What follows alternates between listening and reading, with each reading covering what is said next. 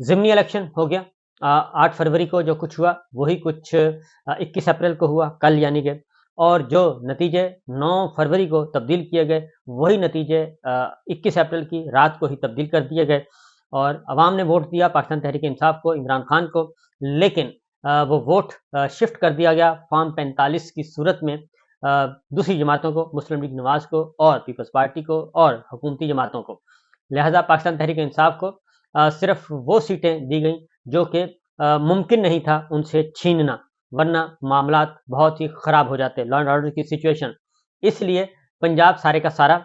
मैंने आप सुबह ही बता दिया था, अलस सुबह बता दिया था, ट्वीट कर दिया था, रिकॉर्ड पे चीज़ें ले आया था कि फॉर्म 45 तैयार हो चुके हैं पहले से ही, और इसलिए इस दफ़ा फॉर्म 47 के बजाय फॉर्म 45 का सहारा लिया जाएगा। उसके कुछ ही देर के बाद चौधरी एतजाज़ अहसन साहब आए, उन्होंने इस खबर की तस्दीक कर दी कि फॉर्म 45 हो चुके हैं तैयार। लिहाजा जो 8 फरवरी को जो गलतियां हुई हैं न्यूट्रल से, एस्टेब्लिशमेंट से, मैंडेट चोरों से, तो वो इस दफ़ा नहीं रिपीट की जाएंगी। लिहाजा एक्शन रिप्ले हुआ, रिपीट टेलीकास्ट हुआ और वो चैप्टर हो गया क्लोज।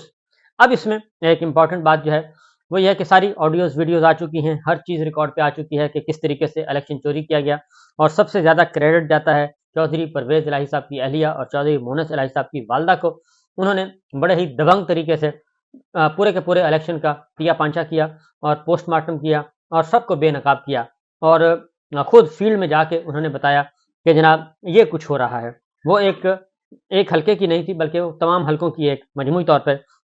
एक राय थी जो कि सामने आई। ये तो हो गया। उसके बाद ये पाकिस्तान तहरीक इंसाफ को इस बात का बहुत इल्म था, अच्छी तरह इल्म था कि ये इलेक्शन जो है किसी भी सूरत में इनको नहीं दिए जाएंगे। लिहाजा पाकिस्तान तहरीक इंसाफ जो है वो इलेक्शन जीतने के लिए मैदान में नहीं उतरी थी, बल्कि इनको बेनकाब करने के लिए उतरी थी और अपने वोटर को मोबिलाइज करने में और दुनिया को ये बताने में कि ये लोग जो हैं किसी भी सूरत में फ्री एंड फेयर इलेक्शन नहीं करवा सकते, और जब भी फ्री एंड फेयर इलेक्शन करवाएंगे तो पाकिस्तान तहरीक इंसाफ ही जीतेगी। लिहाजा ये चैप्टर तो हो गया क्लोज, और इससे ज़्यादा मायूस होने की ज़रूरत नहीं है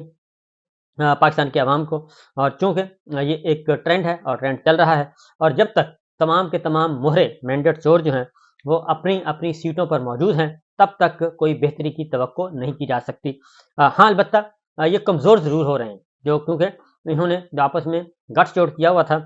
वो ज़रूर हो रहे हैं, और सबसे बढ़कर ये कि इनके आपस में इख्तिलाफ़ात बहुत ज़्यादा हो गए हैं। एक तो इनका खेल सारे का सारा बेनकाब हो गया है, और लंदन अकॉर्ड, लंदन मुआहिदा वो ओपन हो गया है, नंबर 1। नंबर 2, इनके आपस के इख्तिलाफ़ात हो गए हैं, और रिपीट करने की ज़रूरत नहीं है बहुत ज़्यादा बातें, सिर्फ एक जुमले में कि अब एक दूसरे के खिलाफ खुद ही गवाहियाँ दे रहे हैं और बता रहे हैं कि ये इलेक्शन कौन सा ज़िला कितने में खरीदा गया और कौन सा ज़िला कितने में बेचा गया, कौन सी असम्बली कितने अरब में बेची गई और किसने खरीदी, ये सारी बातें खुद ही बता रहे हैं। अब बातें हैं जी चीज़ों को काज़ी फ़ाइज़ ईसा साहब के ज़रिए मियाँ साहब ने हल करना था, और मियाँ साहब, नवाज़ शरीफ साहब ने, क्योंकि उन्हीं के इंतज़ार किया जा रहा था, जब तक काज़ी फ़ाइज़ ईसा साहब आ नहीं गए, उस वक़्त नवाज़ शरीफ साहब लंदन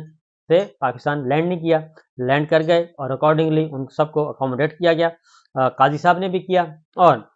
उधर से रावलपिंडी से भी मियाँ साहब को अकोमोडेट किया गया। लेकिन चूँकि अब मामला ये है कि जो इलेक्शन के नतीजे आए, और इलेक्शन के नतीजे की सूरत में मियाँ साहब आउट हो गए, बाबूजी आउट हो गए और छोटे बाबूजी इन हो गए, और उन्होंने अपना उल्लू सीधा कर लिया। वो इसलिए किया कि उन्होंने कहा कि मैं तो लाडला बच्चा हूँ और हमेशा फेवरेट रहा हूँ एस्टेब्लिशमेंट का, लिहाजा उन्होंने अपना काम सीधा किया, और एक मुश्तरका हुकूमत जो है मखलूत हुकूमत, उसका वो हैं सब कुछ। अब काज़ी फ़ाइज़ साहब को दिया गया था जी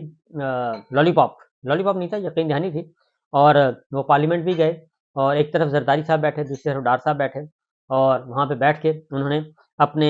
चीफ जस्टिस और साथी जजेस को गालम गलोच होते भी सुना, और उनका कोई जवाब नहीं दे के आए, और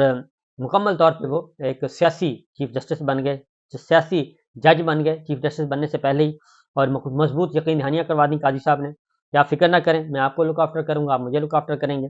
और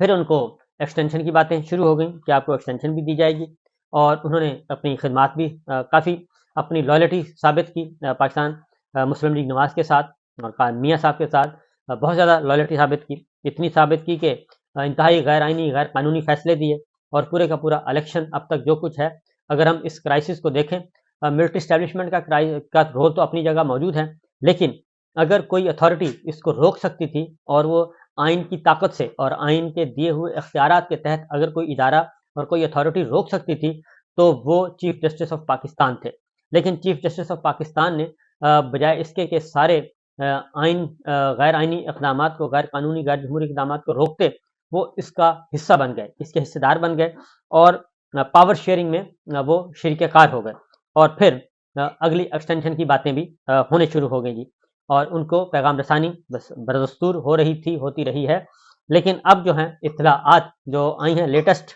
इत्तलात हैं, उसके मुताबिक जी उनका मुस्तकबिल रोशन नहीं है और उनको मुश्किल है कि बहुत मुश्किल है कि उनको एक्सटेंशन दी जाए। और वो उनकी एक्सटेंशन भी खटाई में पड़ गई और काजी साहब जो हैं उन्होंने अपने आप को रुसवा किया। और न सिर्फ ये कि बल्कि मुख्तलिफ सियासी मैदान में तो थे ही, लेकिन अंदर से जुडिशल कू हो गया उनके खिलाफ और ऑनरेबल जजेस ने उनके खिलाफ बगावत कर दी। और बगावत नहीं बल्कि हक और सच का अलम बुलंद किया और काजी फाइज ईसा साहब की 2 नंबरियों को उन्होंने बता दिया और उन्होंने कहा कि जनाब आप हमारे चीफ हैं, लेकिन आपकी जो फौज है और आपकी जो कोर कमांडर्स हैं, फौजी जो जजेस कोर कमांडर्स, आप उन पे वो आपके सख्त मुसीबत में हैं, लेकिन आपने मामला कहीं और सेट कर लिए हैं। लिहाजा काजी साहब ने अपने ही ऑनरेबल जजेस को का साथ देने के बजाय, अपने ही इंस्टीट्यूशन का साथ देने के बजाय, वो मियाँ साहब के साथ जाके मिल गए और उन्होंने इस मामले को दबाने की कोशिश की। और वो अभी तक नहीं दब रहा, वो कि उन्होंने काफ़ी टाइम दे दिया है और चीज़ें सीधी करने की कोशिश की जा रही है, लेकिन मामलात नहीं आ रहे। हमारे पास ये भी इत्तलात हैं कि काजी साहब ने 1 महीने का वक्त दिया हुकूमत को और एस्टेब्लिशमेंट को कि जो इस्लामाबाद के 6 जजेस हैं और बाकी भी अगर कोई बागी जजेस मौजूद हैं, तो उनको अगर आप सीधा कर सकते हैं, तो इस 1 महीने के अंदर अंदर आप उनको सीधा कर लें। अब आते हैं नवाज शरीफ साहब के लिए बुरी खबर। नवाज शरीफ साहब पाकिस्तान छोड़ना चाहते हैं और हीले बहाने से किसी न किसी तरीके से बाहर निकलना चाहते हैं और उसकी वजह यह है कि मियाँ साहब सख्त नाराज़ हैं हमारी फौजी क़यादत से। वो इसलिए कि उन्होंने कहा कि मुझे बुलाया और बुलाकर मुझे रुसवा किया और मुझे वज़ारत उज़्मा के बजाय मुझे आटे के थैले पर तस्वीर पर रखा दिया गया और इससे ज़्यादा मुझे कुछ नहीं दिया गया और मेरा एक तमाशा बनाया गया और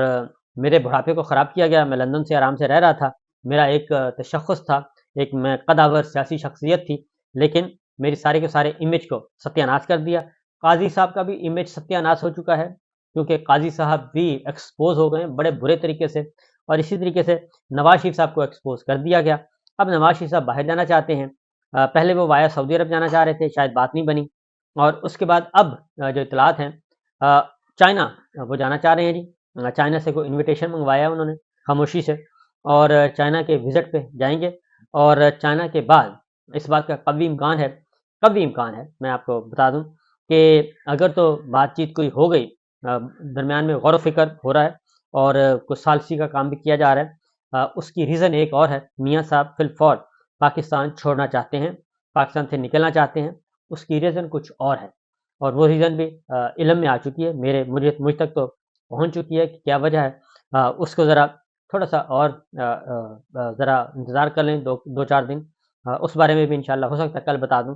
कि वो वापस जाना चाहते हैं और पाकिस्तान से निकलना चाहते हैं।